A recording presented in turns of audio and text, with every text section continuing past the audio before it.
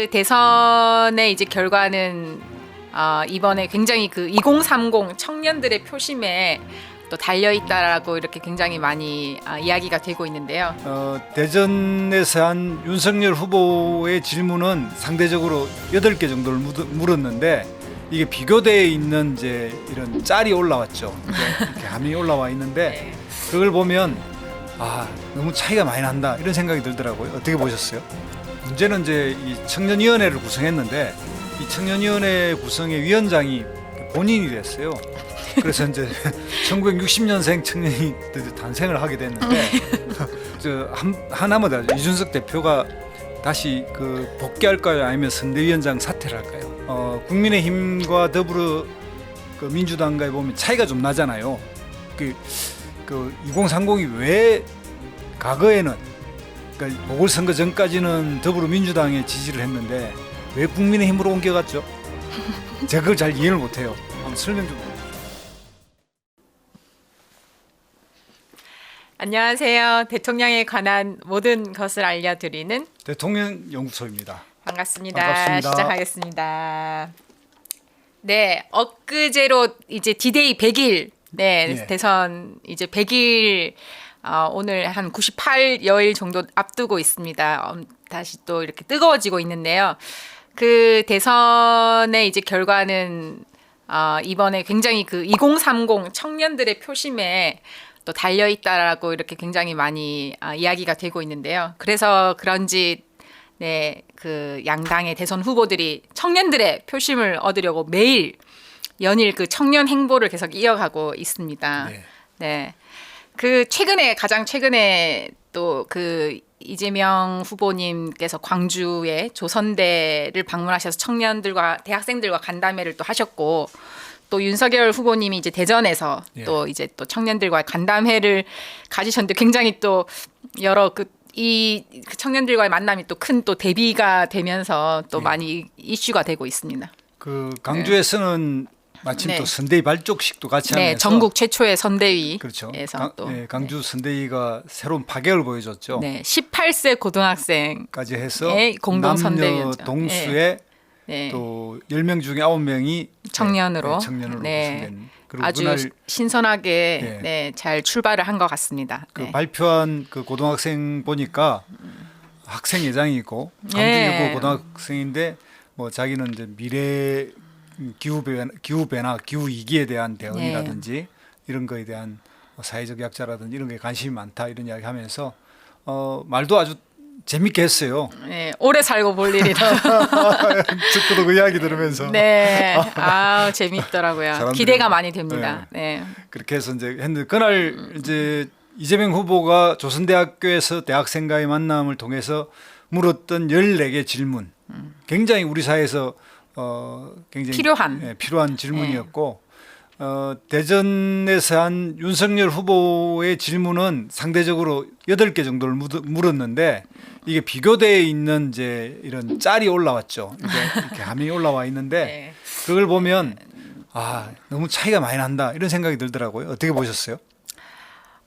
그 질문의 그 내용 자체는 너무나도 일단 확실히 대비가 됐고 그게 질문을 그러면 어쨌든 여기 청년들이 준비를 한 거지 않겠습니까? 그래서 좀 윤석열 후보님 같은 경우에는 진짜 이거는 대선 후보에 대한 질문이라기보다 정말 그냥 윤석열 성열이 형에 대한 개인적인 그런 관심사들을 물어본 게 아닌가 뭐 이렇게 싶은데 내용도 내용이지만 그 전에 그 청년들과의 간담회에 이제 1시간 정도를 지각을 하셨나요? 30분만 하고 갔고 그 이재명 후보는 뭐 이렇게 와서 1시간 30분을 서로 대화를 했다니까 약간 질과 양에서도 차이가 났던 것 같고요.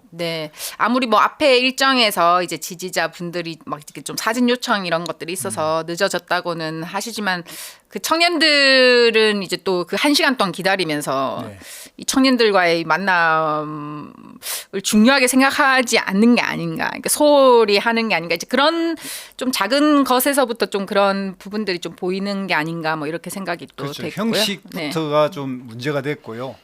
그리고 이제 늦게 오는 대신에 좀 다른 분이 또 설명을 이제 좀 하는 식으로 시간을 좀 때우다가 와서 허겁지겁 했는데 내용이 예를 들면 이제 여기에 뭐 좋아하는 음악 그때 대학 때 학점 이런 거는 정말 개인이 검색해 보면 다 알 수 있는 이야기고 또 그렇게 중요하지도 않고 또 마지막에 이제 제일 중요한 질문인지는 모르겠습니다만은 당시 이제 그러니까 민초파냐 이렇게 물으면서 그 당수육을 찍어 먹는 쪽이냐 부어 먹는 쪽이냐 이런 질문까지 먹직먹 나왔는데 이런 수준의 이제 그 질문이라 그러면 이건 그 개인들이 한 게 아니라 기획한 사람들이 이런 질문을 미리 줬다.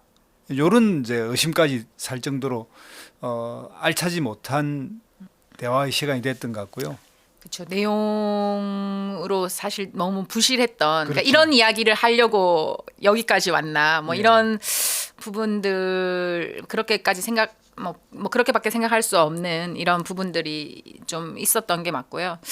조금 그리고 최근에 뭐 이제 청년들과 간담회도 그렇지만 이제 청년들을 또 어떻게 또 생각하는지 사실 뭔가 그런 청년들을 중요하게 생각을 한다고 하지만 그렇게 했을 때 정말 청년들에게 중요한 일단 같이 함께 그런 파트너로서 이렇게 공동으로 어떠한 일을 같이 함께하는 그런 파트너로서 그 실질적으로 그런 의사 결정이나 이런 권한까지 같이 함께 할 수 있는지 뭐 이런 부분들도 생각할 수 있지만 뭐 최근에 보면은 이제 그 아까 뭐 이제 선대위원장들을 이렇게 청년으로 이렇게 또 영입하셨던 또 파격적인 부분들이 이제 또 이재명 후보님한테 있었던 반면에 좀 이제 아직 좀 윤석열 후보님은 그런 부분이 보이지 않는 것 같고 청년 보좌관 뭐 이런 말씀을 계속 하셨지만 좀 그렇게 또 청년 직제를 따로 두고 네. 그렇게 좀 자리를 시혜적으로 주는 그런 것이 아니라 네. 같이 이렇게 좀 공동 정부를 꾸린다든지 공동 조직을 함께 이끌어 나가는 파트너로 좀 생각하시는 게 그런 진정성이 더 드러나지 않나 뭐 이런 생각도 맞습니다. 하게 됩니다. 네. 청년 보좌역을 두겠다 그러고 이제 공개 모집을 하겠다 그랬고요. 문제는 이제 이 청년위원회를 구성했는데 이 청년위원회 구성의 위원장이 본인이 됐어요. 그래서 이제 1960년생 청년이 드디어 탄생을 하게 됐는데 이것조차도 좀 이상한 게 저는 이제 그 후보가 워낙 중요한 문제이니까 내가 직접 하겠다 이런 것도 이해는 돼요. 이해는 되는데 일단 청년위원회라고 하는 명칭에 걸맞는 무슨 가재위원회는 모르겠지만 약간 이건 세대로 나눈 그 위원회에 1960년생이 들어간다는 것도 이상하고요.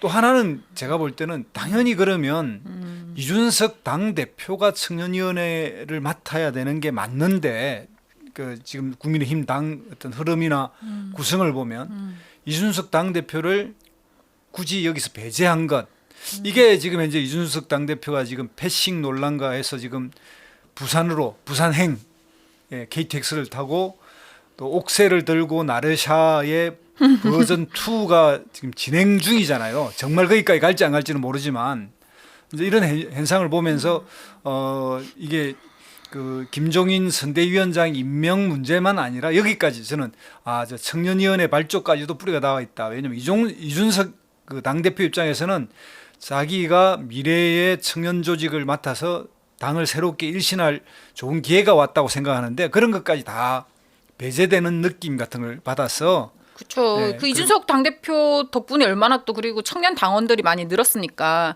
어떻게 보면 좀 그런 부분들에 대한 배려라든지 그리고 당연히 당대표에 대한 그런 배려는 있어야 함에도 불구하고 오히려 또 청년들 입장에서 보면은 그런 부분들이 청년 이 당대표가 젊다고 뭐 무시하나 뭐 이렇게 패싱하나 뭐 이런 식의 마음이 들 수 있기 때문에 좀 그런 부분에 대해서 사실 좀 진정성이 의심되는 부분이고 가장 또 이번에 또 청년들의 그 좀 마음에서 실망하게끔 한 것이 그 주요 직책으로 또 그 김성태 그 전 그렇죠. 의원을 또 직능 본부장으로 본부장을 네, 했죠. 또 그 위촉을 하셨다가 이제 본인이 자진 사퇴하신 거죠. 사실 가장 그 지금 청년들이 그런 공정이라든지 뭐 이런 이슈에 굉장히 민감한데 이 그 자녀 그 KT 정규직으로 취업을 시켰죠. 네네. 이석채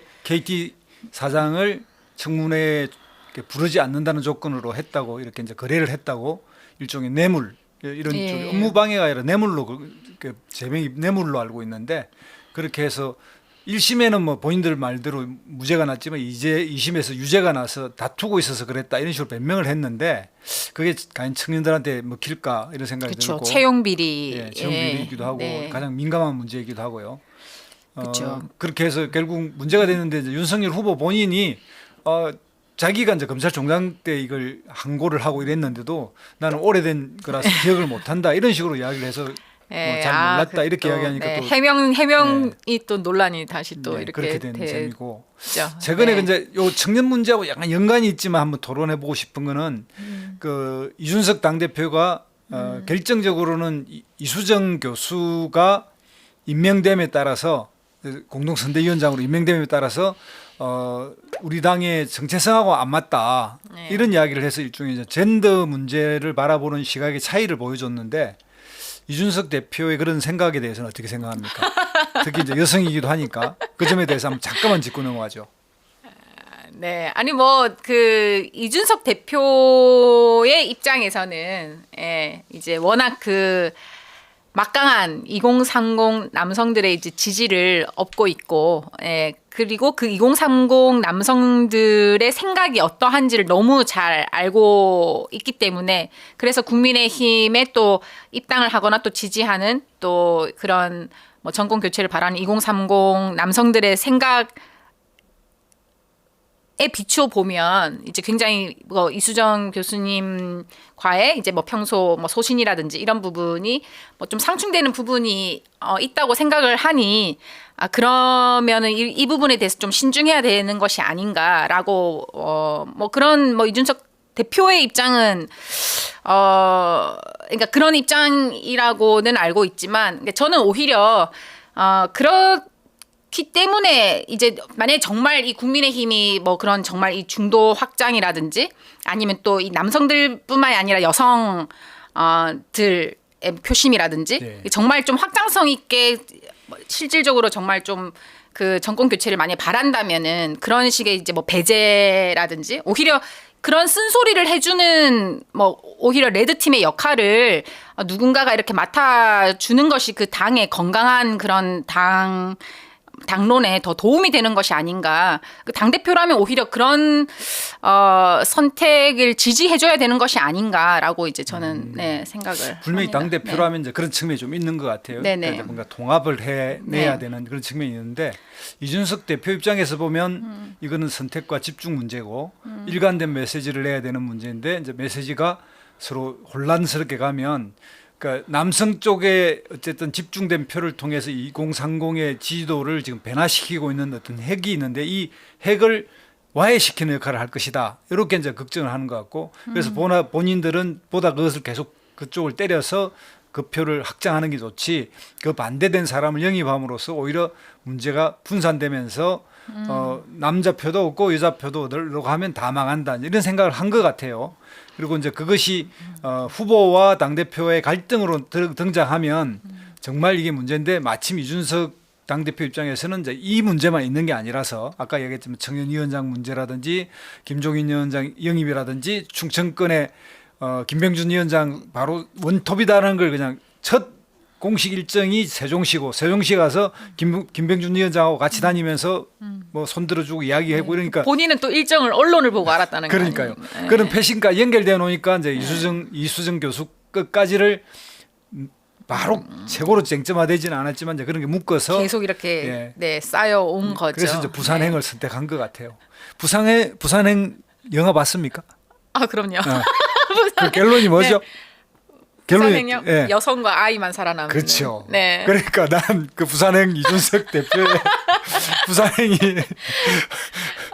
비극적인 최후가 오지 않을까 하는 생각도 좀 들더라고요. 그게 비극적인 최후입니까? 그 원래 여성과 아이가 살아남는다는 건 되게 희망적인 메시지라서 설국열차도 원래 설국열차도 아이와 여성만 살아남는데 그 희망을 품고 있는 그렇죠. 그 메시지인데. 남성 입장에서는 비극이에요. 그렇죠. 뭐 여성만 있으면 뭐 희망이 없을 수 있겠죠. 네, 이제 그래서 그게 뭐 네. 오늘 조금 빗나가긴 하지만 네. 하나만 더 이준석 대표가 다시 그 복귀할까요? 아니면 선대위원장 사퇴를 할까요? 어떻게 될 것 같아요? 그 사퇴를 하겠습니까? 그 그러니까 당대표 사태. 당대표 사태 이야기도 나오는데 아니 저는 이제 선대위원장. 선대위원장이요. 당대표 사태는 안 할 것 같은데요. 아유 그 지금 아니 그 뭐 선대위원장이지만 가장 그 강력한 지금 그 홍보 미디어 그 본부장을 맡고 있는데 그게 지금 500억 지금 선거 자금에서 지금 뭐 한 400억 정도를 이제 쓸 수 있는 선거 예산으로 쓸 수 있는 그 야, 권한을 가지고 있지 않습니까? 정말 대단하네. 네, 그 권한을 뭐 이렇게 또 쉽게 또 놓겠습니까? 그걸로 어쨌든 그리고 이제 어쨌든 정권 교체라든지 당 대표로서 이 당의 뭐 그런 정권 교체를 이끌어내려고 하는 뭐 그런 포부가 크기 때문에 네. 뭐 대의를 봐서 뭐 지금의 또 그런 뭐 약간의 그런 반감이나 사적인 감정은 있을 수 있겠지만 뭐 추스리지 않을까. 네. 네. 생각하고 저도 그렇게 있습니다. 생각하는데 네. 근데 이제 이 부분에 한 번만 더 이야기하면 윤석열 후보가 네. 그 건성동 사무총장을 보내고 또 기자들이 물으니까 저도 이유를 모르겠어요. 이유를 한번 알아보라고 보냈다. 이렇게 이야기하면 당사자가 들으면 더 열날 것 같아요. 또 남일 이야기하듯이 그렇죠. 이제 그렇게 네. 답하는 거 보면서 확실히 이게 이제 입당 때부터 해서 쌓인 게 만만치 않았구나 이런 생각이 들고 후보라면 당연히 그냥 포용하고 그분 생각을 제가 미처 잘 못 헤아렸는데 한번 만나서 이렇게 하겠다. 뭐 정치는 선배라고 또 본인들이 술 마실 때 이야기했잖아요. 이준석이 10년 선배잖아요. 정치 입문은. 그렇죠. 그렇죠. 예, 그러니까 이제 예, 저도 조금 그분은 약간 너무 이렇게 차가운 거 아닌가라고 생각했지만 뭐 아니 진짜 이유를 모르니까 뭐 솔직한 거군요. 그분은 뭐 그런 거 이렇게 별로 이렇게 좀 정무적인 걸 별로 신경 안 쓰시는 분 같더라고요. 그래서 그러긴 뭐 그냥 뭐 하네요. 모르니까 뭐 또 뭐 지레짐작으로 또 말하다가 더 그게 또 이렇게 꼬일 수도 있고 하니까 일단 뭐 이렇게 뭐 사무총장을 보내서 좀 알아봐라고 이렇게는 뭐 한 게 아닌가. 예를 들면 네. 어딘지 알면 제가 달려갈 거다고 이런 식으로 좀 이야기를 해야 정치를 하는 사람이 이유는 모르지만 네. 뭐가 있다면 네. 제가 마음을 네. 풀어드려야 되지 않겠냐. 그렇게 해야죠. 노력하겠다. 저번에 뭐 저 생방송 가서도 1분 30초 동안 아무 말을 안 하고 있을 때도 이게 그 기본적인 순발력, 그 사고의 그러니까 순발력의 문제만 아니 기술적인 문제가 아니라 이 사고의 패턴, 또 공감하고 뭔가 포용하고 이런 게 아니라 본인이 항상 옳고 본인 위주로 살아온 사람으로 보이잖아요. 그러니까 그냥 내가 낸데 이러고 딱 배 내밀고 가는 사람 스타일로 보이고. 근데 이제 네. 지금 보니까 이제 민주당은 이재명 후보는 약간 청년들 영입과 청년들과 적극적 대화 이런 걸 통해서 이제 이걸 풀어가는 것 같고 윤석열 후보는 어떻게 푸는 거죠 이게? 어떻게 풀어갑니까? 청년 정책에 대해서 혹시 윤석열 그 후보의 가장 대표적인 청년 정책이나 이런 거 좀 기억나는 거 있으세요? 아니 뭐 연일 청년 행보는 하시는 것 같은데 네. 네 뭐 같이 야구 보시고 뭐 네 청년들 뭐 이렇게 주 50이제 뭐 이런 거 이 시간 뭐 폐지하겠다고 하시고 뭐 약간 이제 네네. 그 행보를 하면서 그렇고 네. 경선 때 제가 이제 기억하는 경선은 청년들에게 원가 주택을 공급한다 이렇게 해서 그때 원가 주택 10만 호? 하여튼 기억이 좀 근데 그런 정도의 이야기를 좀 세게 했던 것 같아요. 그러니까 이제 청년 원가 주택의 뭐 상당 부분은 아마 그 국고가 들어갈 수밖에 없는 행태일 것 같긴 한데 그런 식으로 해서 이제 이재명 후보나 기타 후보하고 좀 차별을 두고 있는 것 같고. 이재명 후보님은 기본 주택 말씀하시지 않았습니까? 그렇죠. 이제 꼭 청년이 이 아니더라도. 아니고 이제 네네. 누구나 네. 예, 중산층이든 그 누구든 만약에 이제 임대주택에 들어가겠다 그러면 그 자격 조건을 주겠다 뭐 이런 입장이고요. 그래서 지금 현재 각 후보들이 이제 이 MZ 세대에 대한 어떤 특별한 정책을 종합으로 아직 완전 발표한 건 없죠. 네, 지금 목소리를 이제 뭐 듣는 단계라고 하시고, 네. 네, 이재명 후보님도 어쨌든 지금 그 청년 다이너마이트 선대위를 또 꾸려서, 맞죠. 네, 지금 리스너 뭐 프로젝트가 또 가동되고 있고, 네, 또 오늘 이제 청년 인재 또 4명 또 새로운 분 또 이제 영입하시고 계속해서 그런 또 새로운 피를 또 수혈하려고 하시는 그런 노력들을 계속 보여주시고 계시는 것 같습니다. 우리 김보람 대표님도 청년 인재인데 제한이 없습니까? 네, 저는 뭐, 네. 네. 네, 여러, 네. 지금 당적 네네, 없습니다. 네. 없죠. 네. 그럼 당연히 영입 대상 네. 1순위일 것 같은데 하여튼 뭐 곧 조만간 좋은 소식이 있기를 아마 꼭 저는 뭐, 네, 만약에 이렇게 제안이 들어오면 저는 레드 팀으로 레드 팀의 역할을 확실하게 해서 네. 이게 사실 저는 이런 것 같아요. 청년 이제 뭐 이런 인재들이 영입되고 뭐 이렇게 외부에서 많이 들어오지만 그래서 그 사람들이 어떤 목소리를 거기서 낼 수 있는지가 되게 중요하거든요. 그냥 이렇게 얼굴 마담으로 세우고 끝이 아니라 예, 예. 그래서 그 사람들이 어떤 그 캠프에서 어떤 목소리를 내고 사람들과 어떻게 소통을 하고 그래서 또 어떻게 또 마음을 돌릴 수 있을지 네. 어떻게 또 마음을 풀어드릴 수 있을지 뭐 이런 부분들을 같이 함께 그런데 힘을 열심히 보태야 된다고 생각을 하고 뭐 중도층에 대한 그런 확장이죠. 그러니까 늘 같은 편 이제 같은 진영의 분들과는 뭐 계속 이야기를 해도 어쨌든 결론은 똑같잖아요. 네. 그게 아니라 나와 다른 사람들을 얼마나 더 설득할 수 있을지 마음을 풀어드릴 수 있을지 이런 부분에 대해서 좀 더 깊은 노력이 필요하다고 생각합니다. 보니까 이제 그 장경태 국회의원을 네. 그 혁신위원장에 네. 임명을 했더라고요. 네. 뭐 앞으로 이제 민주당이 바뀐다면 어떻게 바뀌어야 하는지 이런 문제일 것 같긴 한데 네. 민주당 그런 식으로 해서 이재명 후보가 좀 이제 청년들 적극 영입하고 그 방식으로 이제 좀 풀어가고 있는 것 같고. 근데 여기에서 이제 지금 현재 2030 세대의 지지를 보면 국민의힘과 더불어 그 민주당과에 보면 차이가 좀 나잖아요. 그 2030이 왜 과거에는 그러니까 보궐선거 전까지는 더불어민주당에 지지를 했는데 왜 국민의힘으로 옮겨갔죠? 제가 그걸 잘 이해를 못해요. 한번 설명 좀 해주십시오. 지금 그때도 뭐 여러 번 말씀드려가지고 제가 여기 이 방송에서도 굉장히 큰 여러 비난의 직면을 네, 뭐 여러 요인들이 있지만 어쨌든 아주 큰 요인으로는 조국 전 장관의 또 사태. 그걸 또 꺼내지 않을 수가 없는 사실 굉장히 큰 계기가 됐었고 그 청년들뿐만이 아니었죠. 사실 이제 청년들뿐만이 아니라 이제 많은 분들이 좀 돌아서는 계기가 되었고 그 이후로 계속해서 이어지는 그 MZ 세대들이 가장 싫어한다고 하는 그 뭐 내로남불적 행태들 이런 것들을 어쨌든 MZ 세대들은 이제 극혐을 하다 보니 이제 그런 부분에서 좀 염증을 느끼는 그런 일련의 사건들이 계속 이어졌죠. 네. 네. 근데 네네. 이게 이제 20대 남성이 국민의힘을 지지하는 것이 일정 정도 이해가 가기도 하거든요. 그러면 20대 여성은 어쨌든 민주당을 전폭적으로 지지해야 되는데 그 강도는 좀 떨어지는 것 같아요. 남녀가 예를 들면 대립을 그런 한다면. 것들이 이제 그 일련의 그런 여러 뭐 안희정 지사님이나 또 뭐 이렇게 오거돈 시장님이나 이런 또 이제 계속해서 그런 성문제. 일련의 사건들이 있었고 이거에 대해서 옹호하는 오히려 네. 이제 당 내에서의 엄호하고 옹호하고 여성 의원님들조차도 뭐 이런 부분들에 대해서 그 문제는 근데 네. 정확하게 안희정 후보 네네. 때는 엄호한 사람이 없고요.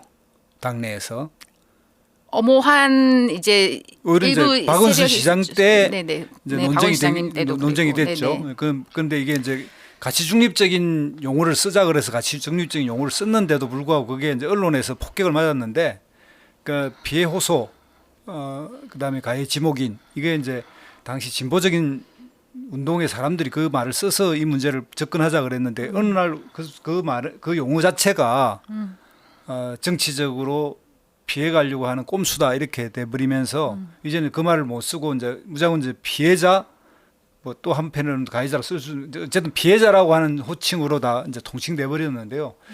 저는 그 과정을 쭉 지켜보면서 저런 토론도 그냥 그러니까 정쟁적 요소로 가면 그 합리적 의견이 소용이 없구나 이렇게 돼버린다고 저는 생각하거든요. 그러니까 미투나 이런 젠더 갈등에 있어서 좀 중간지대가 있어야 되고 중립적으로 좀 어떤 그 현상을 설명할 수 있어야 하는데 이제는 그게 이제 불가능하게 됐어요. 어떤 사건이 생기면 이제 그 주장한 고소인이나 호소인은 그냥 피해자가 되는 거고 그게 옳을지 그럴지를 이제 이야기해 볼 수도 없게 된 이제 그래서 맞습니다. 그걸 다 이제 2차 가해라든 이런 네. 말로 막 해서 너무 이제 이 전쟁 상황이 벌어져 버렸어요. 이제 선악 이렇게 구분되는 식으로 돼 버렸고 이런 부분도 좀 아쉽긴 한데 어쨌든 민주당이 이제 그 민주당 여성 의원들이 그런 용어를 쓰는 게 좋겠다라고 해서 했다가 폭격을 맞아 가지고 이제는 뭐 그런 이야기를 못 쓰게 돼 버렸는데 뭐 그런 것도 영향을 줄 수 있을 거긴 하긴 하겠네요.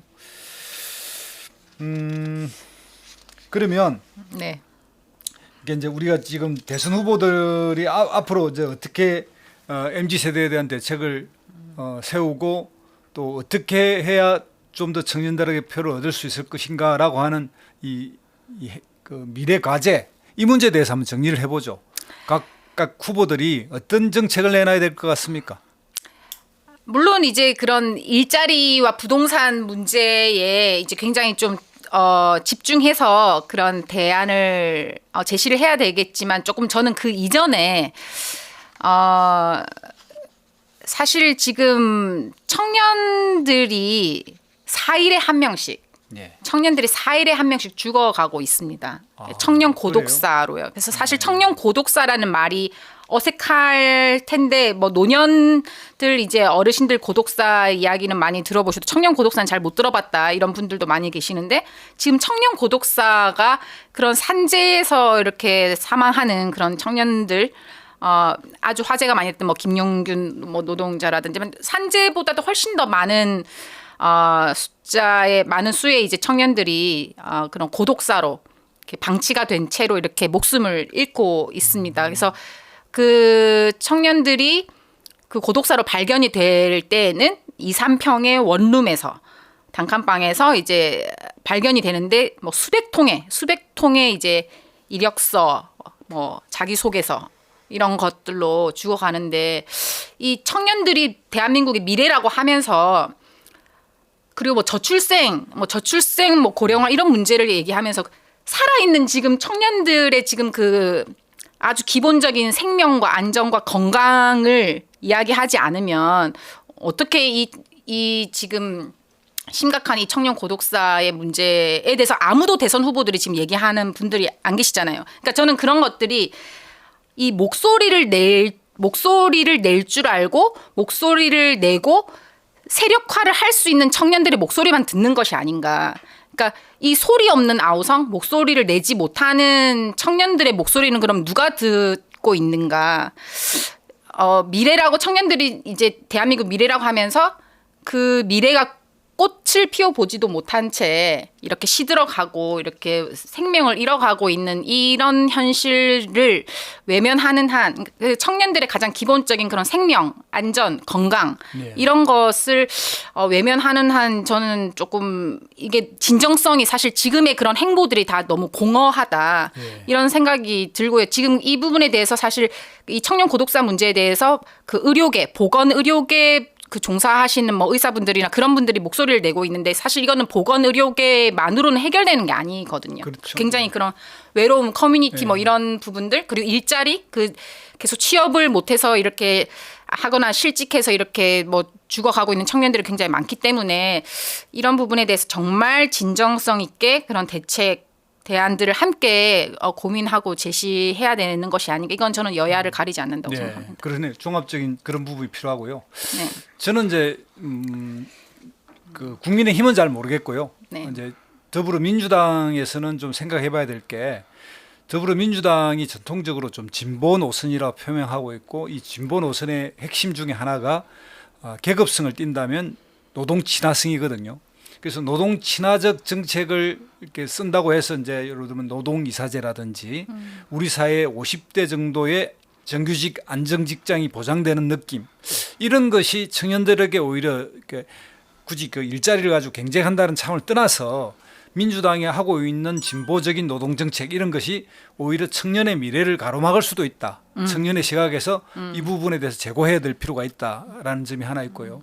또 하나는 정규직 비정규직 논쟁 속에서 드러난 것 중에 하나인데 지금 예를 들면 이제 공기업이나 이런 데서 비정규직을 정규직으로 이렇게 전환시키는 문재인 정부의 프로그램 이런 것이 청년들에게 오히려 실망을 줬단 말이죠. 그러니까 우리 사회의 올바른 건 꼭 아닐 거예요. 예를 들면 능력제, 능력주의라고 번역되는 이 메리토크라시, 능력제에 따르는 우리 사회가 전 세계에서 그게 굉장히 그 찬성률이 높답니다. 능력에 따라서 차별받을 수 있다라고 하는 인식이 굉장히 높다는데 그럼에도 불구하고 그런 식의 이제 젊은이들이 문제 제기하는 것 이런 점을 한번 봐야 될 것 같고요. 세 번째로는 문재인 정부가 시행했던 최저임금제라든지 이런 것이 우리 청년들 일자리에 어떤 영향을 줬는지에 대해서 민주당 입장에서는 다시 한번 이 부분을 재론해 볼 필요가 있다고 생각해요.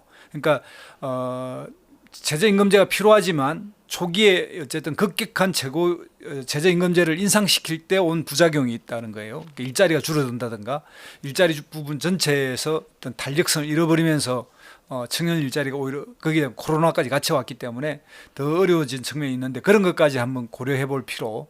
그래서 이제 민주당이 전통적으로 진보 노선이라고 했던 것이 세대적으로는 오히려 청년 세대에게 불이익을 줄 수 있다는 것. 예를 들면 현금을 계속 분배해 주는 정책이라든지 이런 거에 대해서 청년 세대의 지지율이 오히려 안 좋아요. 그건 왜냐하면 미래의 우리 부담이라고 생각하거든요. 그래서 이제 이런 문제까지 뭐 조금 더 넓히자면 연금 개혁까지를 해서 청년 세대들이 자기들이 성인이 됐을 때 좀 더 혜택을 연금을 지금대로 두면 지금 세대는 괜찮지만 청년 세대가 손해잖아요. 이제 그런 것까지 좀 민주당의 진보 노선 전체를 미래 청년에 맞춰서 재세팅할 필요가 있지 않느냐 이런 생각을 합니다. 전 너무나도 뭐 100% 네, 공감하고 동의하고요. 그게 어쨌든 예전에 그런 그 비정규직과 정규직 혹은 뭐 육체 노동과 뭐 화이트 컬러 이렇게 이런 노동이 아닌 거잖아요. 노동 구조가 아니잖아요. 이제 굉장히 지금 뭐 플랫폼 노동이라든지 이제 노동의 그런 그 질이라든지 또 뭐 여러 그 성격 유형이 굉장히 다양화되고 있기 때문에 이제 그런 부분들 좀 시대의 변화 이런 것들을 감안하고 그리고 아까 능력주의 말씀하셨지만 사실은 뭐 능력주의의 횡포, 뭐 능력주의의 함정 이런 부분들이 많음에도 불구하고 그 기존의 그런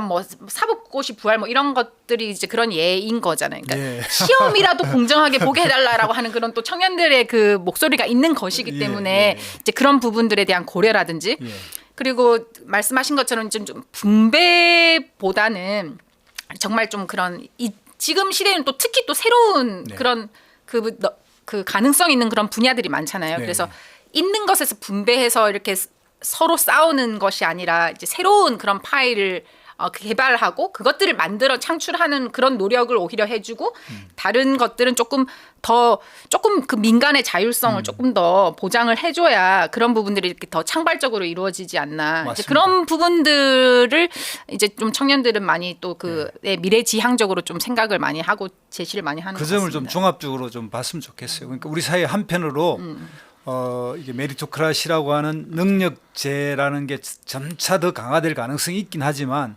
그럼에도 불구하고 청년 세대들이 거기면 빠지면 그러니까 어쨌든 통계적으로 우리나라가 그런 거에 대한 찬성 비율이 월등히 높은데 당연히 그 일을 함에 따라서 그 일의 능력에 따라서 이익을 차등 분배받아야 된다는데 동의가 많이 된대요. 그런데 젊은이들조차도 이제 그렇게 가면 안 되는 걸 전제로 해서 우리 사회에서 뭘 바꿔야 될 것인가 이거 좀 생각했으면 좋겠고요.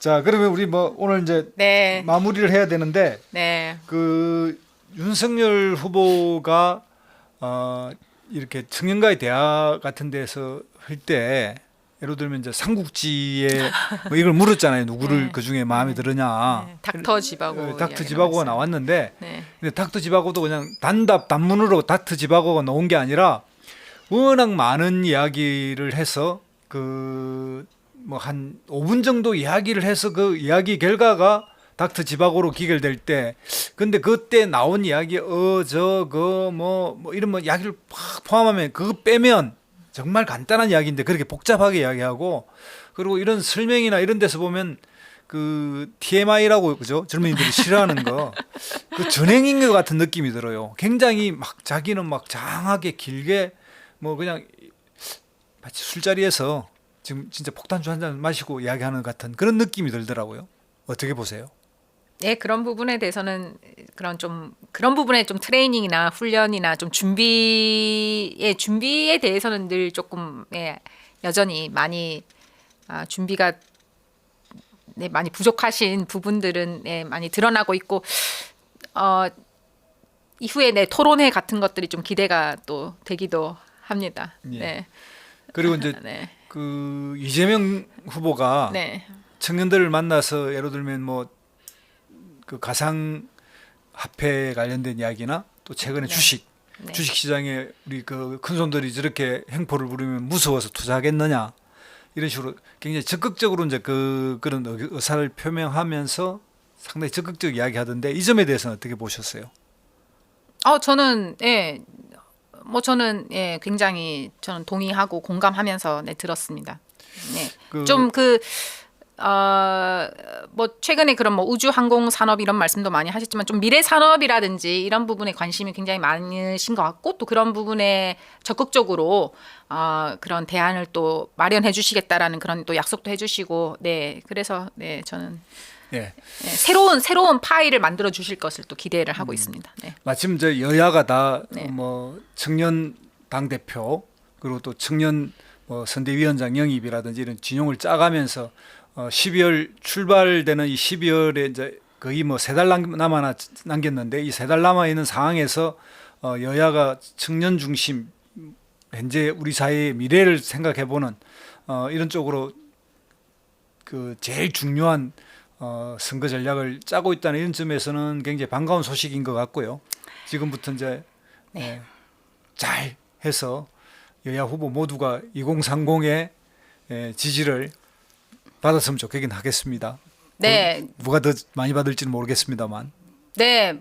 이름만 청년이 아니라 같이 함께 하고 계시는 청년들도 아까 사실 아까 청년 인재 말씀하셔서 뭐 아무튼 말씀드려도 되는지 모르겠는데 아무튼 뭐 아무튼 광주의 공동선대위원장으로 제안을 처음에 받았다가 광주 사람이 아니라는 이유로 부산 사람이라는 이유로 뭐 반발이 많이 있었다고 하는데 지금의 그런 청년들은 무엇이 가장 진보냐라고 최근에 그런 뭐 조사했다라고 이렇게 여러 청년들이 이야기를 들었다고 하는 걸 이제 봤는데 그런 포용력 그러니까 네 편 내 편을 가르지 않는 것이 오히려 진정한 진보이고 그런 지역이라든지 세대라든지 뭐 젠더 문제라든지 이런 거에서 막 적을 만들고 막 그런 그리고 나만 옳다 이런 주장하는 거. 네, 그걸 가장 극혐한다고 해요.